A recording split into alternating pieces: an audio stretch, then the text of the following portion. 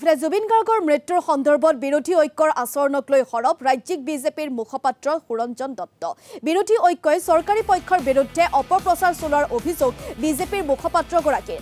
জুবিন গাৰ্গক লৈ বিৰোধীয়েহে ৰাজনীতি কৰাৰ অভিযোগ ৰাজ্যিক বিজেপিৰ। স্কুবা ড্ৰাইভিঙত জুবিন গাৰ্গৰ মৃত্যু হোৱা বুলি বিৰোধীয়েহে অপপ্ৰচাৰ চলাই আছে বুলি মন্তব্য সুৰঞ্জন দত্তৰ। নলবাৰীত বিজেপিয়ে উলিওৱা ন্যায় যাত্ৰাক লৈ বিৰোধীয়ে কৰা সমালোচনাৰ প্ৰত্যুত্তৰ ৰাজ্যিক বিজেপিৰ।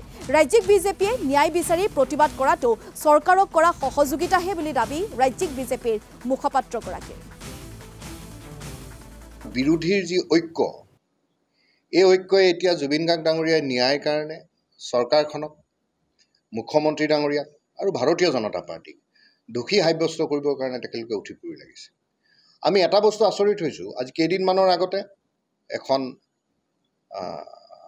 আলোচনী তেওঁলোকে প্ৰকাশ কৰিছে, কাঞ্চনজংঘা বুলি। আৰু এই কাঞ্চনজংঘাত জুবিন গাৰ্গ ডাঙৰীয়া স্কুবা ডাইভিঙত মৃত্যু হৈছে বুলি তেওঁলোকে তাতে প্ৰকাশ কৰিছে।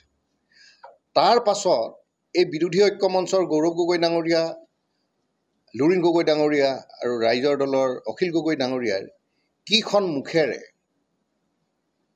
এই জুবিন গাৰ্গ ডাঙৰীয়াৰ ন্যায় তেওঁলোকে বিচাৰি আছে, এইটো আচৰিত কথা। কংগ্ৰেছ আৰু বিৰোধী দল, বিশেষভাৱে লুৰিণ গগৈ, গৌৰৱ গগৈ আৰু অখিল গগৈ, তেওঁলোকৰ মানুহখিনিয়ে জুবিন গাৰ্গৰ অনুৰাগী হিচাপে প্ৰতিষ্ঠা কৰিব বিচাৰিছে। আৰু ভাৰতীয় জনতা পাৰ্টীৰ কাৰ্যকৰ্তা হ'লেই যেন জুবিন গাৰ্গৰ অনুৰাগী নহয়, তেনেকুৱা এটা পৰিৱেশ সৃষ্টি কৰিছে। আৰু এই ধৰণৰ ভুল বাৰ্তা, প্ৰতিটো ভুল বাৰ্তাই আহুকালৰ সৃষ্টি কৰিছে।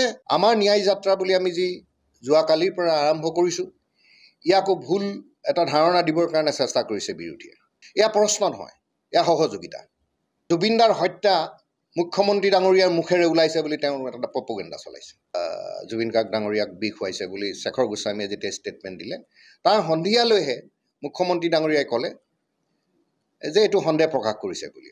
আৰু এই নেৰেটিভটো মই ভাবোঁ কংগ্ৰেছে নকৰাটো ভাল।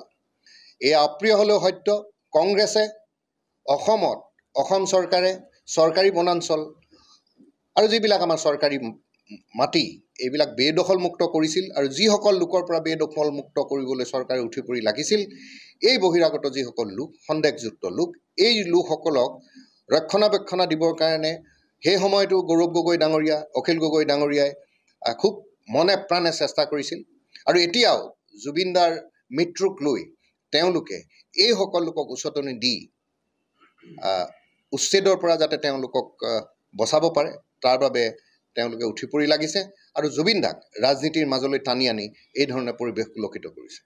সংঘাত আৰু পৰিৱেশ বিনষ্ট কৰাৰ পৰিৱেশ এই পৰ্যায়লৈকে পাইছে যে জুবিনদাৰ যি পবিত্ৰ ক্ষেত্ৰ, সোণাপুৰত যি জুবিন ক্ষেত্ৰ, আজি 3 দিনৰ আগত সেই জুবিন ক্ষেত্ৰতেই বেশভূষাবিলাক দেখিলে গম পাব, টুপি দাড়ি পিন্ধি আহি তাত মুখ্যমন্ত্ৰী মুণ্ডাবাদ দিবলৈ ধৰিলে। এই ধৰণৰ ৰাজনীতি কোনসকল লোকে কাৰ স্বাৰ্থত কিয় কৰি আছে, অসমৰ ৰাইজে বুজি পাব লাগে। বিৰোধী